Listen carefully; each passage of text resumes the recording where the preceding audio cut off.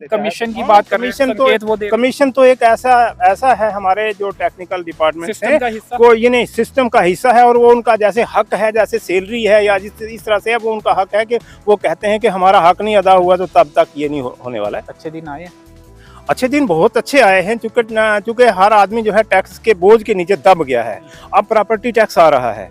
अभी हमें बहुत सारे चैलेंजेस हैं। गवर्नमेंट वादा करके आई थी कि हर तरह के स्कैंडल यहाँ पर नहीं होंगे, ना खाऊंगा ना खाने और ना खाऊंगा ना खाने दूंगा, ना हम कोई इस किस्म का कोई करेंगे। तो आज हम जहाँ अडानी को देख रहे हैं, जहाँ दूसरी चीज़ों को देख रहे हैं, आज खुल करके बात जो है सत्यपाल मलिक जी ने सामने कह दिया है, और जो उस सिस्टम का हिस्सा रहे और उन्होंने भी ये सब जो है बात जो है वो एक्सपोज हो गई है कि मौजूदा सरकार को इस चीज़ से इतना बड़ा एतराज़ नहीं है, कोई ऑब्जेक्शन नहीं है इस चीज़ का। तो इससे ज़्यादा कौन सी गवाही हम ढूंढेंगे कि और कोई गवाही मिलेगी कि आज की सरकार की क्या मंशा है और किस तरह से चलाना चाहते हैं। पैसे लैप्स भी हो जाते हैं। जो फंड था आपके एरिया में भी ऐसा हुआ है कुछ कि पैसा लैप्स हो गया हो, जो आपका 70-71 लाख जो आपको मिला? जी बिल्कुल लैप्स हुआ है, और उसके मतलब आज बहुत ज़्यादा बहस हुई है। और उसका कौन दोषी है? उसका अकाउंटेबिलिटी रिस्पॉन्सिबिलिटी किसकी? इसकी अकाउंटेबिलिटी जो है हमारा जो टेक्निकल स्टाफ है, हमारा जो REW के लोग हैं उनका है। महंगाई जो है आसमान को छूने वाली है, और जिस तरह से वादे किए गए थे आप भी गवाह हैं उसके कि कितना दिया गया है, कहाँ दिया गया है। DDC मेंबर मोहर ए मोहम्मद इजराइल जी हमारे साथ है। कैपेक्स बजट पर भी बात करेंगे, इसके अलावा मोहर के कुछ और मसलों पर भी बातचीत करने की कोशिश करेंगे। स्वागत है आपका। बजट से खुश है? अंकित जी आपका बहुत बहुत शुक्रिया।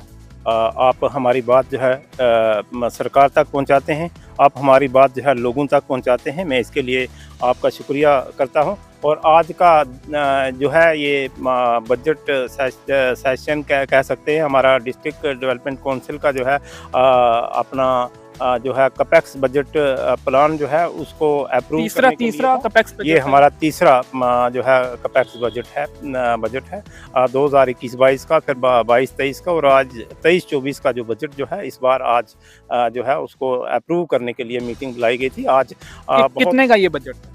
ये बजट 6,219 लाख 9,000 का था। हाँ, इतने का ये बजट था। तो पिछले साल के मुकाबले अगर कंपैरिजन करें तो कितना ज्यादा है? स्लाइटली बढ़ा है। मैं शायद फिगर्स बताने के हिसाब से उतना बड़ा है या फिर नहीं? उतना नहीं बढ़ा है, महंगाई तो बड़ा फर्क हुआ है। अभी तो जैसे हम DDC BDC चेयर सरपंचेस का जो हम देखते हैं वो तो उतना ही है, उसमें तो कोई फर्क नहीं आया है। हाँ, कुछ और जो काम है और चीज़ों के बीच में थोड़ा सारा जो है स्लाइटली बढ़ गया है, और वो बाकी वाले वैसे ही हैं। और आज के बजट में बहुत लंबी बहस हुई है क्योंकि बहुत सारी कमजोरियां जो हैं। आज तीसरा बजट हमारा हमने अप्रूव करने के लिए मीटिंग बुलाई गई थी, लेकिन हमारे पहले बजट में जो है ग्राउंड पर हमने जो पैसा लगाने में कुछ कमियां रही थी, हमने कोशिश की थी कि अब कम हो जाए, लेकिन उसके बाद हमने 2022-23 के बजट में कोशिश की थी कि कम हो जाए, हुए कम कुछ ना कुछ। लेकिन इस बार के बजट में फिर भी कुछ एक जो है कमियां रह गई हैं। हमारे SOS में काम रह गए हैं, पूरी तरह से हो नहीं पाए हैं। कहीं स्टाफ की कमी है, कहीं और कमियां हैं, और जितनी भी किस्म की कमियां रही हैं उनके मतलब बहुत लंबी बहस और तफसील के साथ बहस हुई है। और जितने भी डेवलपमेंटल काम हमारे डिस्ट्रिक्ट के अंदर हैं उन पर काफ़ी लंबी बहस हुई है। इन द एंड खुश थे आप बजट से या फिर कुछ नाराजगी भी? देखिए, हमारी एक डिमांड है गवर्नमेंट से कि जो हमारे एरिया डेवलपमेंट फंड है ADF जो है ये अभी कम है, और ये इनको मिलना चाहिए। हमारे चाहे वो BDC चेयरमैन हो चाहे DDC मेंबर्स हो, क्योंकि लोगों की बहुत सारी उम्मीदें हैं हमारे साथ। एक जनरल इलेक्शन की तरह से इलेक्शन हुआ है, हमने इलेक्शन कंटेस्ट किया लोगों के साथ। जो हमारे वादे हैं कि हम समझते हैं कि हम बहुत बड़ी डेवलपमेंट करेंगे, लेकिन गवर्नमेंट की तरफ से अभी 71 लाख के करीब है, और आप कितनी मांग कर रहे हैं? अभी कितना है और आप कितनी मांग? कम से कम एक जो है DDC को जो है वो 1.5 से 2 करोड़ जो है होना चाहिए। कुछ ना कुछ हर एरिया में काम करें, और कम से कम थोड़े मोटे मोटे काम करें, क्योंकि हर पंचायत से हर एरिया से जब डिमांड आती है तो हम उसको पूरा नहीं कर सकते हैं। में छोटे छोटे काम रखने एक पड़ते हैं। सवाल ये भी कि पैसे लैप्स भी हो जाते हैं, जो फंड था आपके एरिया में भी ऐसा हुआ है कुछ कि पैसा लैप्स हो गया हो, जो आपका 70-71 लाख जो आपको मिला? जी जी बिल्कुल लैप्स हुआ है, और उसके मतलब आज बहुत ज्यादा बहस हुई है। वो और उसका कौन दोषी है उसका? उसके बीच में अकाउंटेबिलिटी हमारे रिस्पॉन्सिबिलिटी किसकी? इसकी अकाउंटेबिलिटी जो है हमारा जो टेक्निकल स्टाफ है, हमारा जो REW के लोग हैं उनका है, हमारी एडमिनिस्ट्रेशन को उसके बीच में देखना चाहिए, जो मतलब हमारे एग्जीक्यूशन एजेंसीज हैं, हमारा ब्लॉक डेवलपमेंट ऑफिसर जो हैं उनको देखना है, और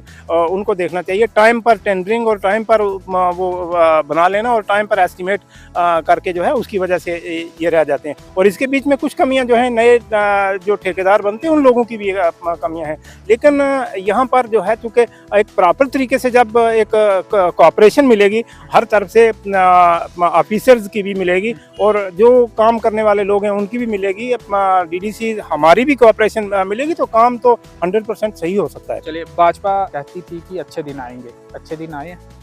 अच्छे दिन बहुत अच्छे आए हैं, चूँकि हर आदमी जो है टैक्स के बोझ के नीचे दब गया है। अब प्रॉपर्टी टैक्स आ रहा है, अभी हमें बहुत सारे चैलेंजेस हैं, अभी ज़मीनों का मसला खड़ा हुआ है। बहुत अच्छे दिन आए हैं, यही अच्छे दिन हैं आज। महंगाई और बेरोजगारी, और महंगाई जो है आसमान को छूने वाली है, और जिस तरह से वादे किए गए थे हमारी क्या नाम है मौजूदा सरकार की तरफ से, जो वादे किए गए थे नौकरियां देने के लिए, जो रोजगार देने के लिए दिए गए थे, आज तक आप भी गवाह हैं उसके कि कितना दिया गया है, कहाँ दिया गया है। हम चाहते थे इंडस्ट्रीज जो खुलनी चाहिए थी, उस तरह से रोजगार मिलता, वो भी यहाँ पर नदारद है, कुछ भी नहीं हुआ है अभी तक। तो बहुत करप्शन है, और करप्शन की क्या बात करें। अभी हमारी यहाँ पर बात हुई थी, अभी हम कह रहे थे कि ये जो हमारे लैप्स हो जाते हैं पैसे, इनके बीच में इस किस्म के जो आपने सवाल पूछा है, इस किस्म के इश्यूज बीच में रहते हैं, बोलना पड़ेगा। यही है, कहीं हमारा टेक्निकल स्टाफ कमीशन की बात कर, कमीशन तो एक ऐसा है हमारे जो टेक्निकल डिपार्टमेंट है, वो ये नहीं सिस्टम का हिस्सा है, और वो उनका जैसे हक है, जैसे सैलरी है या इस तरह से है, वो उनका हक है कि वो कहते हैं कि हमारा हक नहीं अदा हुआ तो तब तक ये नहीं होने वाला है। तो ये एक बड़ी बदकिस्मती मैं समझता हूँ कि ये चीज़ें नहीं होनी चाहिए। और हमारे गरीब, और आजकल जिस तरह से हम ये रूरल डेवलपमेंट की बात करते हैं, तो वहाँ गरीब छोटे छोटे ठेकेदार हैं, उनके साथ रहम होना चाहिए, और कम से कम उनके वो नहीं कर सकते हैं।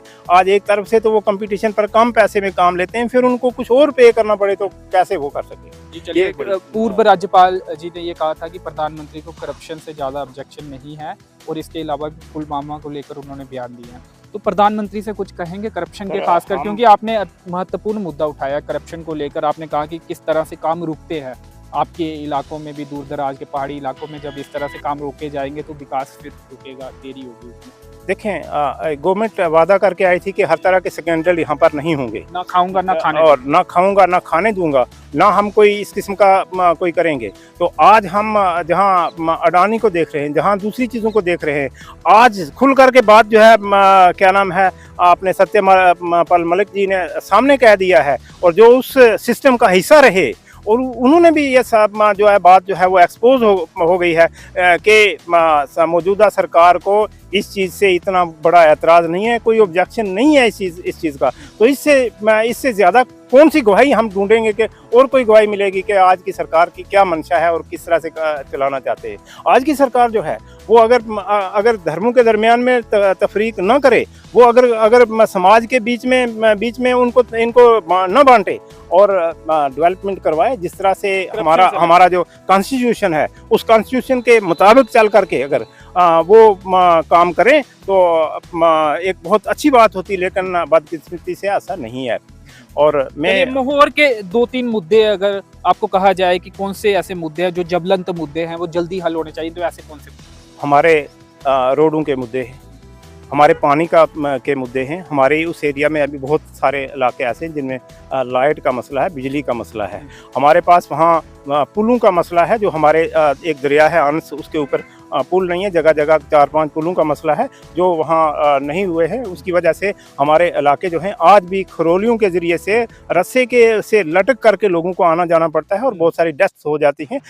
उनके लिए हम रिक्वेस्ट करते हैं। आप अपोजिशन में हैं, लेकिन आपको लगता है कि एज ए अपोजिशन जो भूमिका आपकी होनी चाहिए वो आप निभा पा रहे हैं? देखिए, हम एक बात करते हैं कि हमारे पास एक पावर, एक प्रोटोकॉल जो है वादा किया था गवर्नमेंट ने, वो प्रोटोकॉल नहीं दिया इन्होंने, वो प्रोटोकॉल तो नहीं मिला। लेकिन एक चीज हम समझते हैं, आपके प्रोटोकॉल की बात नहीं करे, जनता के जो मुद्दे आपने उठाने थे, क्योंकि आप अपोजिशन में, आपकी भी अलग भूमिका एक होनी हाँ, चाहिए। मैं वही बात कर रहा हूँ कि जो जनता ने हमें वोट दिए हैं, जनता ने जो हमें जो अपना वोट देकर के एक पावर दी है, हम उस पावर को पावर समझते हैं और उसके हिसाब से हम उसके लिए लड़ने के लिए तैयार रहते हैं, चाहे जो भी स्टेज हो, जो भी जगह हो, हर जगह। कांग्रेस के नेता भी हैं, मैं उस मार्फत आपसे पूछ रहा हूँ कि वो कांग्रेस इस समय अपोजिशन में है, तो जी। एक अपोजिशन की भूमिका भी निभानी चाहिए ताकि सरकार जो है उन मुद्दों को हल करे। हाँ, वो आप नहीं निभा पा रहे हैं, ये मानते हैं आप? जी, एक बात यह है, जो मैं यहाँ पर एक अकेला, जब क्या नाम है, रियासी डिस्ट्रिक्ट का अकेला डीडीसी मेंबर हूँ।